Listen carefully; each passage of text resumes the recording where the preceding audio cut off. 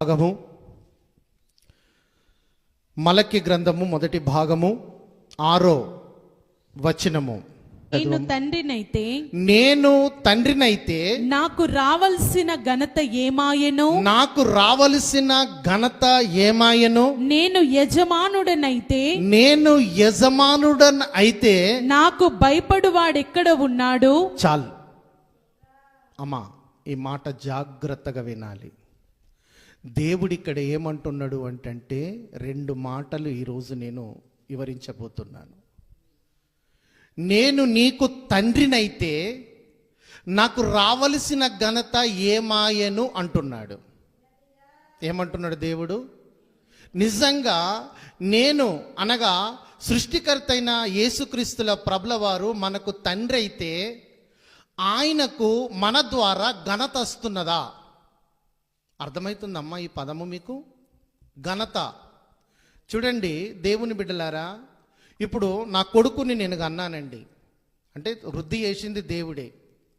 ఇప్పుడు నేను కానీ నా భార్య కానీ ఏం చేస్తుందంటే నా కొడుకు పెరుగుతున్న కొద్దీ ఆయన మీద కనిపెట్టుకొని మేము ఉంటాం. దేవుని బిడ్డలారా, ఆయన మీద కనిపెట్టుకొని ఉంటాం. ఎందుకోసం కనిపెట్టుకొని ఉంటామంటే ఆయన ద్వారా మాకు ఒక మంచి ఖ్యాతి కనబడాలి, ఆయన ద్వారా మాకు ఒక మంచి పేరు రావాలి, ఆయన ద్వారా ఒక మంచి వాతావరణంలోకి మేము వెళ్ళాలి, ఆయన ద్వారా మాకు ఒక మంచి ఘనత రావాలి. శరీర సంబంధంగా నా కొడుకుని నేను కనిపెట్టుకొని ఉంటాము. దేవుని బిడ్డలారా, దేవుని సంగమా, ఇప్పుడు మనకు దేవుడు తండ్రి అయితే మన ద్వారా దేవునికి ఘనత వస్తున్నదా? అమ్మా, అర్థమవుతుందన్నమాట? వస్తున్నదా? లేకుంటే దేవునికి అవమానం వస్తున్నదా? నేను నీకు తండ్రినైతే నాకు రావలసిన ఘనత ఏది అని దేవుడు అడుగుతున్నాడు. అయ్యా, ఏ విషయంలో మనం ఘనపరుస్తున్నామండి? ఎవరైనా చెప్పగలుగుతారా? స్త్రీలారా, పురుషులారా, ఎవరైనా చెప్పగలుగుతారా? నేను తండ్రిని ఘనపరుస్తున్నానండి.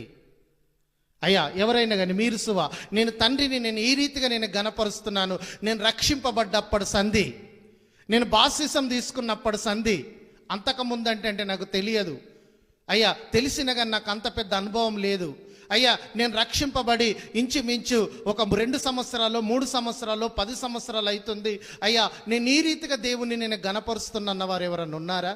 చేయలేవట్టండి ఒకసారి. అమ్మా, ధైర్యం లేదా ఎవరికి?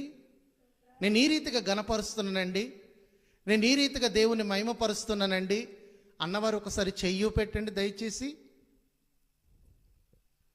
వినబడతలేదా మాట? అయ్యా, మరి నేను దుఃఖపరుస్తున్నాను అన్నవారన్నా ఇట్లన్నా చెయ్యి పెట్టండి. 1 2 3 4 5 6 7 8 ఇంకా మీరు ఇంకా అందరికంటే ప్రమాదకరమైన వ్యక్తులు. అంటే మీరు ఘనపరచరు, దుఃఖపరచరు, ఏం చేస్తుండ్రమ్మా మరి? దయచేసి దేవుని బిడ్డలారా, ఎన్ని నాళ్ళు మనం ఇట్లా దేవుణ్ణి దుఃఖ పెడదాం? అసలు దేవుడు మనని ఏర్పరచుకున్నది అయ్యా, దేవుడు మనని పిలిచినది ఆయనని బాధ పెట్టేతందుకేనా, సంతోష పెట్టేతందుకా?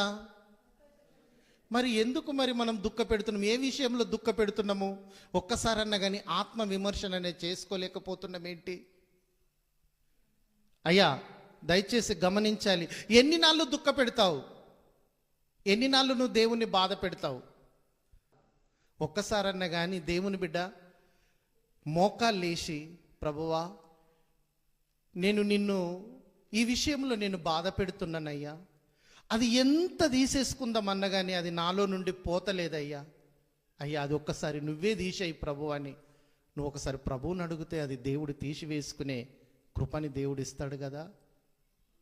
అటు మోకరించకపోతివి, నీకు నువ్వు తీసేసుకోకపోతివి, దేవుణ్ణి తీసేయమంటని అడగకపోతివి, అట్లనే నువ్వు దేవుణ్ణి బాధ పెడితే, దేవుని బిడ్డలారా, అట్లా ఎన్ని దినాలు నీ యాత్ర, ఎన్ని దినాలు నీ జీవితము?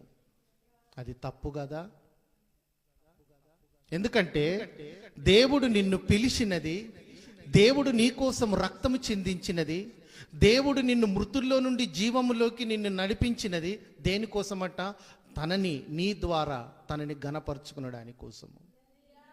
ఏ పూల ద్వారాను కానీ, ఏ బంగారు ద్వారాను కానీ, వైడ్యూర్యాల ద్వారా కానీ, చక్కటి చీనాయి వస్త్రాల ద్వారా కానీ దేని ద్వారా దేవునికి ఘనత లేదండి. దేవునికి ఘనత అంటే ఎక్కడిది ఏంటంటే నిన్ను బట్టి నన్ను బట్టి మనందరిని బట్టి దేవునికి మహిమకు ఘనత. అటువంటి ఘనతగా ఉండవలసిన మనము దేవుణ్ణి దుఃఖపెట్టే వ్యక్తిగా మనం ఉంటే దేవుడు ఎన్ని దినాలను నువ్వు దుఃఖపెడతావు దేవుని బిడ్డలారా? ఇక్కడ అంటున్నాడు మలక్కి గ్రంథములో, దేవుని బిడ్డలారా మీరు నా పిల్లలైతే నేను మీ తండ్రినైతే అయ్యా నాకు రావలసిన ఘనత ఏమాయను అంటున్నాడు. రక్షణ పొంది ఎన్ని సంవత్సరాలు అవుతుందో కానీ ఆయనకు రావలసిన ఘనత ఒక్కసారి నచ్చిందా నీ ద్వారా? ఆయనకు రావలసిన సంతోషము నీ ద్వారా ఒక్కసారి నచ్చిందా? ఒకసారి గమనించాలి. ఎప్పుడు నా పొట్ట, నా రోగము, నా ఆశీర్వాదము, నా ఇల్లు, నా భూమి, నా అప్పు, నా యొక్క తలకాయ నొప్పి వీడి కోసమే అలవాటు పడ్డాం కానీ తప్ప అయ్యా నన్ను పిలిచిన దేవుడు ఉన్నాడు, నన్ను రక్షించిన దేవుడు ఉన్నాడు, నన్ను ఆ శాపము నుండి, ఆ మరణము నుండి, ఆ నిత్య నరకము నుండి తప్పించిన నజరేయుడైన యేసయ్య ఉన్నాడు, ఆ యేసయ్యని నా జీవితంలో సంతోషపరచాలి అనే ఒక ఆలోచన నీకు ఎందుకు అత్తలేదు బిడ్డ? ఎప్పుడు చూసినా నాది నాది నాది నాది, నా నొప్పి, నా కడుపు నొప్పి, నా కాలు నొప్పి, నా కంటి నొప్పి, నా అప్పులు, నా ఇల్లు, నా దుకాణాలు, వీటి మీదనే నీ యొక్క యంత్రాంగంగా తప్ప దేవుని బిడ్డలారా అన్నిటికంటే విలువ కలిగినది ఆ నిత్య నరకము నుండి తప్పియడానికి కోసం దేవుడు నీకు రక్షణ ఇచ్చాడు. ఆ రక్షణ ఇచ్చేటందుకు దేవుడు ఏం చేశాడు తెలుసా? తన ప్రాణమునే పెట్టేశాడు. దేవుని బిడ్డలారా అయ్యా ఈ దినంలో ఎవరన్నా మన కొరకు ప్రాణం పెట్టేటోళ్ళు ఎవరన్నా ఉన్నారండి? ఎందుకు దేవునికి ఘనత వస్తలేదు మన ద్వారా? ఎప్పుడు చూసినా కానీ కోపము, గర్వము, బట్టల మీద ఆలోచన, బంగారు మీద ఆలోచన, ఏమి తిందము, ఏమి తాగుదము, ఇంకా రాకపా, ఇంకా ముల్లె కట్టకపా, ఇంకా అడ్డికిచ్చిన పైసలు ఇంకొక సంవత్సరం తొందరగా అయితే బాగుండు, వీటి మీదనే నీ ఆలోచన కానీ తప్ప అన్నిటికంటే విలువ కలిగినది దేవుడిచ్చిన రక్షణ విలువ కలిగినది. నాకు రక్షణ ఇచ్చాడయ్యా, ఈ ఎండి అక్కరికి రాదు, బంగారు అక్కరికి రాదు, నేను రూపాయి రూపాయి రూపాయి రూపాయి కూడబెట్టిందంతా ఎవరి పాలైపోతుందోనయ్యా, ఇదంతా ఎందుకయ్యా ఈ పిసినరితనం చేసి? అయ్యా అన్నిటికంటే విలువ కలిగేది నాకు ఇచ్చిన రక్షణను బట్టి నేను దేవుణ్ణి గణపరచాలయ్యా, గణపరచాలి. నాతో పాటు ఇంక అనేకులను పోగు చేసి అనేకులతోటి నాను వాళ్ళు అందరం కలిసి దేవుని గణపరచాలని ఆలోచనకి ఎందుకు వస్తలేదు? ఒకసారి గట్టిగా స్తోత్రం చెప్పుదాం.